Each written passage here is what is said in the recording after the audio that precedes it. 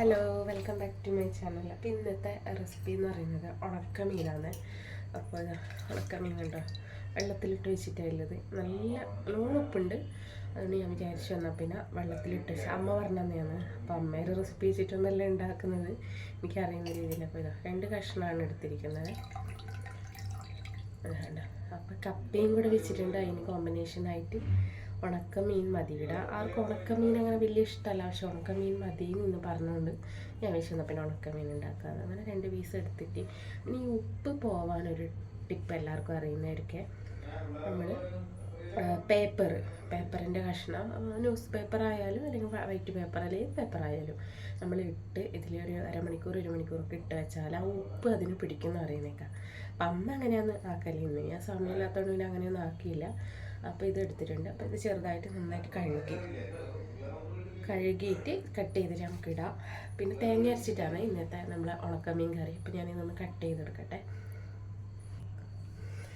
അപ്പോൾ പനി ആയതുകൊണ്ട് വെച്ചാൽ, പനിയല്ല ജലദോഷം ഇതെല്ലാം ആയതുകൊണ്ട് ഒന്നും അടുക്കളയൊന്നും അടുക്കി പറക്കിയിട്ട് വെച്ചിട്ടൊന്നുമില്ല. ഒന്ന് ജലദോഷം വന്നു കഴിഞ്ഞപ്പോൾ എൻ്റെ പണി അങ്ങ് തീർന്നു. അങ്ങനെ ഒരു പ്രശ്നമുണ്ട് എനിക്ക്. മറ്റിപ്പം ആണെങ്കിൽ കുഴപ്പമില്ല.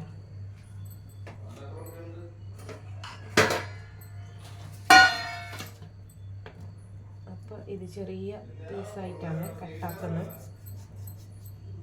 ഇതെല്ലാം ഇങ്ങനെ ചെതറിപ്പോകുന്നുണ്ട്. നല്ല ഉണക്കാണ്, ഫ്രഷ് ഉണക്ക്. ഈ ഉണക്ക് നമുക്കൊരു 6 മാസം വരെയെല്ലാം സൂക്ഷിക്കാം. എങ്ങനെയാണെന്ന് വെച്ചാൽ ഫ്രിഡ്ജിൽ നമ്മളൊരു കവറിലിട്ടിട്ട് ഒരു ടിന്നിലോ അല്ലെങ്കിൽ ഒരു ബക്കറ്റിലോ അല്ല. അപ്പം ഞാനിപ്പോൾ എന്താ പറയുക, ഒരു ഇതിൽ കവറിലിട്ടിട്ട് ഫ്രിഡ്ജിൽ വെച്ചിട്ടില്ലെന്ന് ഒരു 6 മാസം വരെയെല്ലാം നമുക്ക് സൂക്ഷിക്കാം. കാരണം നമുക്കിത് പെട്ടെന്ന് എടുത്ത് ഓരോ ദിവസം എടുത്താൽ തീരുന്നതേ ഇല്ല. പിന്നെ ഞാൻ അങ്ങനെ അധികം വെക്കാറില്ല. അമ്മ പോയതിന് ശേഷം ഇപ്പോഴാണ് വെക്കുന്നത്. അമ്മ പോകുന്നവരെ ഒരു 2 ദിവസം വെച്ചിട്ടുണ്ടായിരുന്നു. അപ്പം അമ്മ ഇങ്ങനെ പറയും, ഇത് വെക്കുന്നവരാണെങ്കിൽ ഒരു 2 ദിവസം കൊണ്ട് തീരുന്ന ഉണക്കേ ഇല്ലു. പക്ഷെ നമുക്ക് പിന്നെ അത്രയല്ലേ വേണ്ടു. അപ്പം പിന്നെ ആവശ്യത്തിന് എടുക്കാമെന്ന് വിചാരിച്ചിട്ട് അങ്ങനെ വെച്ചതാണ്. പലപ്പോഴും വറുത്തിട്ടൊക്കെ കഴിക്കാമല്ലോ എന്ന് വിചാരിച്ചിട്ട്. അപ്പോൾ ഇത് മുറിക്കാൻ കഴിയുന്നില്ല, ഞാൻ പെട്ടെന്ന് മുറിച്ചെടുക്കട്ടെ. അപ്പോൾ ഇതാ കട്ട് ചെയ്തെടുത്തിട്ടുണ്ട്. ചിമ്മി ചെതറിയിട്ടൊന്നുമില്ല, എന്നാലും കുഴപ്പമില്ല. നല്ല ഇനി ഇതിപ്പോൾ ഒരു ചട്ടിയിലാണ്, നമ്മുടെ ചട്ടി. ഈ ഒരു ചട്ടിയിൽ ഇപ്പം തേങ്ങ ഇതാ ഇത്ര ചെറുകിയിട്ടുണ്ട്. ഇതിൻ്റെ കൂടെ പുളി ചേർക്കുന്നവർക്ക് പുളി ചേർക്കാം. ഞാനിപ്പോൾ തക്കാളിയും ചേർക്കുന്നുണ്ട്, കുറച്ച് പുളിയും ചേർക്കുന്നുണ്ട്. ഓലോല എന്താ പോലെയാണ് പുളിച്ച്. അപ്പോൾ കുറച്ച് ജീരകവും ചേർത്തിട്ട് അരച്ചിട്ട്, ജീരകവും മുളക് പൊടിയും ചേർക്കുന്നുണ്ട്. മുളക് പൊടി നമുക്ക് തരതരപ്പിൽ മുളക് പൊടിയാണ്. അപ്പോൾ ഇതിൻ്റെ കൂടെ ചേർത്ത് അരച്ച് കഴിഞ്ഞാൽ നല്ല പ്രത്യേക ഒരു ടേസ്റ്റാണ്. അപ്പോൾ അതൊന്ന് അരച്ചിട്ട് വരാം.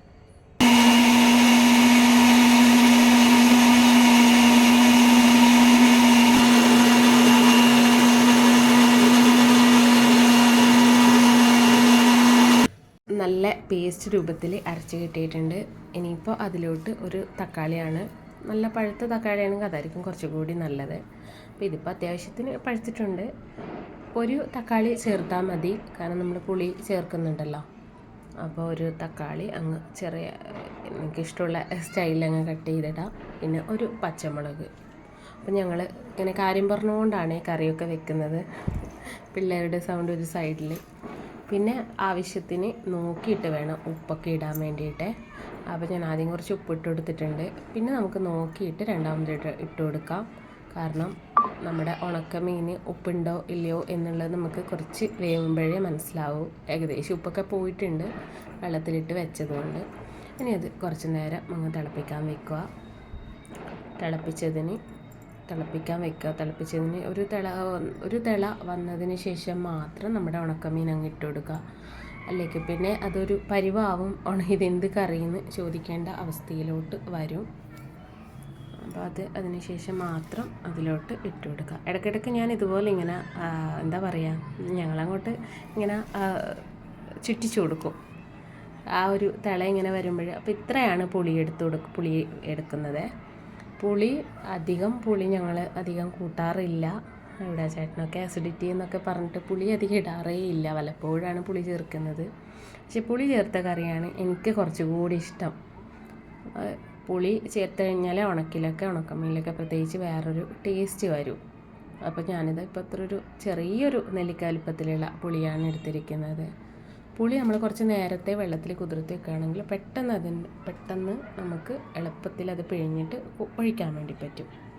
പിന്നെ ആവശ്യത്തിന് കുറുകി വരുന്ന രീതിയിൽ കുറച്ചും കൂടെ വെള്ളം കൂടെ ഞാൻ ചേർത്ത് കൊടുക്കുന്നുണ്ട്.